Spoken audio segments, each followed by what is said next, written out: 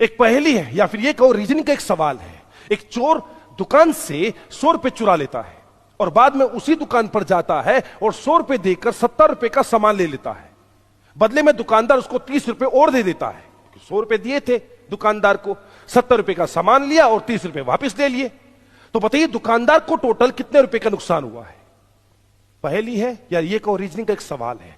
दोबारा सुनिएगा, एक चोर दुकान से 100 रुपए चुराता है और फिर उसी दुकान पे जाता है बाद में और 70 रुपए का सामान लेता है।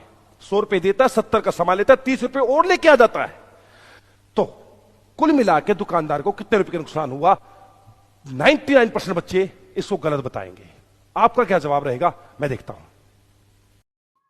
देखिए, क्वेश्चन यह है कि एक चोर एक दुकान से 100 रुपया का चोरी करता है, फिर उसी दुकान पर जाकर 70 रुपया का दाल खरीदता है और दुकानदार उसको फिर 30 रुपया वापस देता है।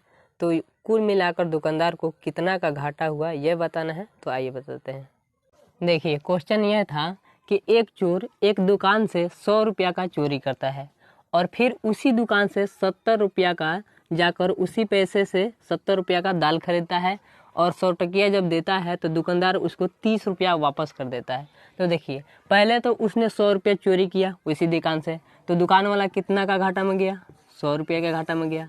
फिर उसी दुकान से आकर 70 रुपया का दाल लेता है, तो जब 70 रुपया का वो दाल देता है और पैसा दुकान वाला के यहीं है तो 70 रुपया ये वाला लॉस हुआ।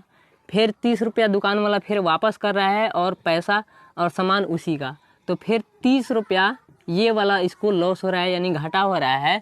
तो कुल मिलाकर इसका घाटा हो जाएगा, जो जीरो के यहाँ लिखेंगे जीरो और ये हो जाएगा जीरो के जीरो और 7 3 10, तो 10 का हो जाएगा जीरो और यहाँ 1 है और 10 में से 1 हासिल आया है तो यहाँ हो जाएगा 2।